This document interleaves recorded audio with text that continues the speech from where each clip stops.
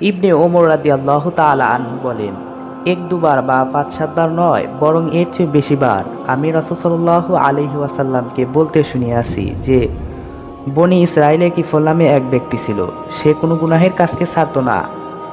একবার এক মহিলা অভাবে তার কাছে আসলে সে ব্যভিচারের শর্তে তাকে ৭ দিনার স্বর্ণমুদ্রা দেয়। যখন সে ওই মহিলার সাথে বদ কাজ করতে উদ্যত হলো, তখন মহিলাটি আল্লাহর ভয়ে প্রকম্পিত হয়ে কেঁদে ফেলল। লোকটি বলল, কাঁদছ কেন? আমি কি তোমাকে জবরদস্তি করিয়াছি?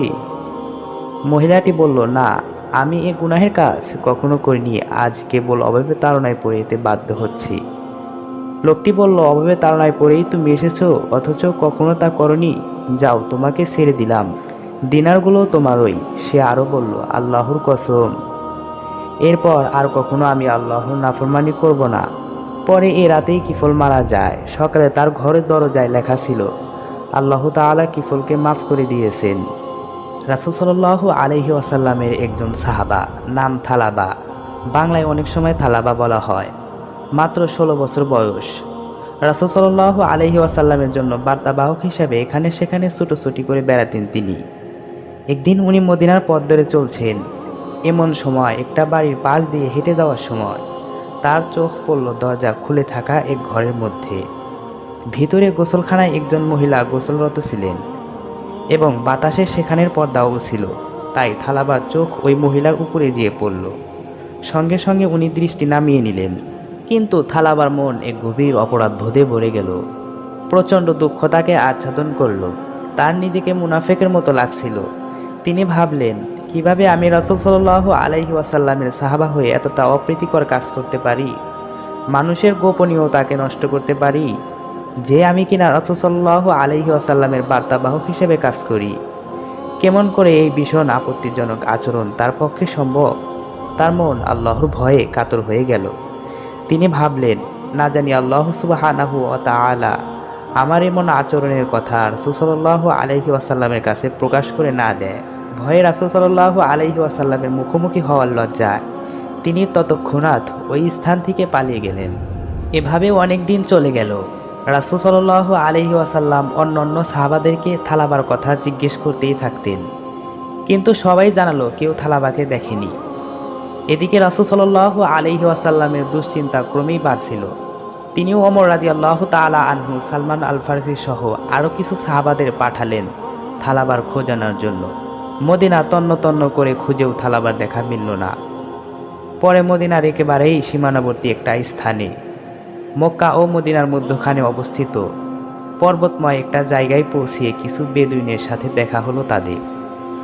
সেখানে এসে তারা থালাবার সম্পর্কে খোঁজ খবর নিতে শুরু করলেন। তোমরা কি লম্বা তরুণ কম বয়সী একটা ছেলেকে এদিকে আসতে দেখেছো? বেদুইনগুলো মেষ চড়াচ্ছিল। তারা জবাব দিল, সে খবর তারা জানে না। তবে তারা জিজ্ঞেস করলো, তোমরা কি কন্দনরত বালকের সন্ধানে এসেছো?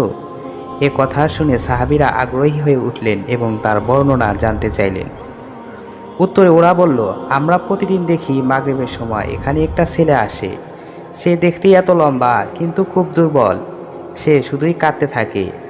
আমরা তাকে খাওয়ার জন্য এক বাটি দুধ দেই। সে দুধের বাটিতে চুমুক দেওয়ার সময় তার চোখের পানি টপ টপ করে পড়ে মিশে যায় দুধের সাথে, কিন্তু সেদিকে তার হুঁশ থাকে না। তারা জানালো, 40 দিন যাবৎ ছেলেটা এখানেই আছে। একটা পর্বতের গুহার মধ্যে সে থাকে। দিনে একবারই সে নেমে আসে কাঁদতে কাঁদতে, আবার কাঁদতে কাঁদতে আল্লাহর কাছে সর্বদা ক্ষমা প্রার্থনা করতে করতে উপরে চলে যায়। সাহাবারা বর্ণনা শুনেই বুঝলেন এ থালাবা না হয়ে আর যায় না। তবে তারা উপরে যে থালাবা ভরকে দিতে চাচ্ছিলেন না, এজন্য নিজে অপেক্ষা করতে লাগলেন। যথাসময়ে প্রতিদিনের মতো আজও থালাবা কন্দনরত অবস্থায় নেমে আসলেন। তার আর কোনো দিকে খেয়াল নাই। কি দুর্বল শরীর হয়ে গেছে তার। বেদুইনদের কথা মতো তারা দেখতে পেলেন থালাবা দুধের বাটিতে হাতে কাটছে, আর তার অশ্রু মিশে একাকার হয়ে যাচ্ছে। তার চেহারা গভীর বিষাদের চিহ্ন স্পষ্টভাবে প্রকাশ পাচ্ছে।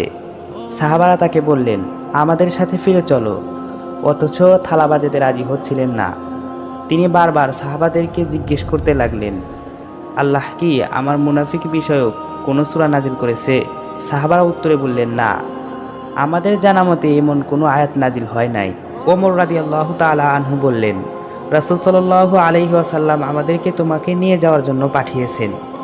তুমি যদি এখন যেতে রাজি না হও তাহলে তোমাকে আমরা জোর করে ধরে নিয়ে যাব। রাসূল সাল্লাল্লাহু আলাইহি ওয়াসাল্লামের কথা অমান্য করবেন এমন কোনো সাহাবা ছিল না, কিন্তু থালাবা এতটাই লজ্জিত ছিলেন যে ফিরে যেতে চাচ্ছিলেন না। এরপর সাহাবারা তাকে রাসূল সাল্লাল্লাহু আলাইহি ওয়াসাল্লামের কাছে মদিনায় নিয়ে আসেন। মহানবী সাল্লাল্লাহু আলাইহি ওয়াসাল্লামের কাছে এসে থালাবা আবারও একই প্রশ্ন করে, আল্লাহ কি আমাকে মুনাফিকদের মধ্যে অন্তর্গত করেছেন, অথবা এমন কোনো আয়াত নাজিল করেছেন যেখানে বলা হয়েছে আমি মুনাফিক? রাসূল সাল্লাল্লাহু আলাইহি ওয়াসাল্লাম তাকে নিশ্চিত করলেন যে এমন কিছুই নাজিল হয়নি। তিনি থালাবার দুর্বল পরিশ্রান্ত মাথাটা নিজের কোলের উপরে রাখলেন। থালাবা কাঁদতে কাঁদতে বলে উঠলেন, হে আল্লাহর রাসূল, এমন গুনাহগার ব্যক্তির মাথা আপনার কোল থেকে সরিয়ে দিন। উনার কাছে মনে হচ্ছিল যেন সে এসব চেনেহের যোগ্য না। রাসূল সাল্লাল্লাহু আলাইহি ওয়াসাল্লাম তাকে সান্ত্বনা দিতেই থাকলেন। আল্লাহর রহমত আর দয়ার উপর ভরসা করতে বললেন। আল্লাহর কাছে ক্ষমা চাইতে বললেন। এমন সময় থালাবা বললেন, হে আল্লাহর রাসূল, আমার এমন মনে হচ্ছে যেন আমার হাড় আর মাংসের মাঝখানে পিঁপড়া হেঁটে বেড়াচ্ছে। রাসূল সাল্লাল্লাহু আলাইহি ওয়াসাল্লাম বললেন, ওটা হলো মৃত্যুর ফেরেশতা। তোমার সময় এসেছে থালাবা, শাহাদা পড়ো। থালাবা শাহাদা বলতে থাকলেন, আল্লাহ ছাড়া ইবাদতের যোগ্য আর কোনো ইলাহ নেই। মুহাম্মদ সাল্লাল্লাহু আলাইহি ওয়াসাল্লাম আল্লাহর রাসূল। উনি শাহাদা বলতে থাকলেন, বলতেই থাকলেন। এমনভাবে তার রূহ শরীর থেকে বের হয়ে গেল। মহানবী সাল্লাল্লাহু আলাইহি ওয়াসাল্লাম থালাবাকে গোসল করিয়ে জানাজার পর কবর দিতে নিয়ে যাচ্ছিলেন। আরও অনেক সাহাবা থালাবাকে বহন করে নিয়ে যাচ্ছিলেন। মহানবী সাল্লাল্লাহু আলাইহি ওয়াসাল্লাম পা টিপে টিপে অনেক সাবধানে এগিয়ে যাচ্ছিলেন। ওমর রাদিয়াল্লাহু তাআলা আনহু অবাক হয়ে জিজ্ঞেস করলেন, হে আল্লাহর রাসূল, আপনি এভাবে কেন হাঁটছেন, যেন ভিড়ের মাঝে হেঁটে চলছেন? কত রাস্তা ফাঁকা পড়ে আছে, আপনি কেন আরাম করে চলছেন না ইয়া রাসূল? উত্তরে রাসূল সাল্লাল্লাহু আলাইহি ওয়াসাল্লাম বললেন, হে ওমর, আমাকে অনেক সাবধানে চলতে হচ্ছে। সমস্ত রাস্তা ফেরেশতাদের ধারা ভরে গেছে। থালাবার জন্যই এত ফেরেশতা নেমে এসেছে যে আমি ঠিকমতো হাঁটার জায়গা পাচ্ছি না। সুবহানাল্লাহ। এই সেই থালাবা যে ভুলক্রমে একটা ভুল করার জন্য এত প্রায়শ্চিত্ত করেছেন। গুনাহর কাজ করা তো দূরের কথা, গুনাহ না করেও আল্লাহর কাছে ক্ষমা চেয়ে চেয়ে ব্যাকুল হয়েছেন।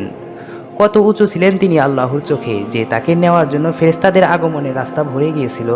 এইসব ফেরেশতা নেমে এসেছে শুধু থালাবার জন্য, তার জন্য দোয়া করার জন্য, তাকে নিয়ে যাবার জন্য। আর আমরা সারাদিন জেনে না জেনে এত ভুল করেও, এত গুনাহ করেও অনুশোচনা করি না। উল্টা আমাদের পছন্দ মতো কিছু না হলেও আল্লাহর আদেশের উপর অসন্তোষ প্রকাশ করতে থাকি, জীবন নিয়ে নালিশ করতে থাকি। একটা হাদিস আছে, মুমিন বান্দার কাছে তার গুনাহগুলো এমন যেন এখনই পাহাড় ভেঙে তার মাথার উপর পড়বে। আর একজন দুর্বৃত্তকারীর কাছে গুনাহ এরকম যে মাছি এসে তার নাকের উপর ওড়াউড়ি করছে, আর সে হাত নাড়িয়ে সেটা সরিয়ে দিল।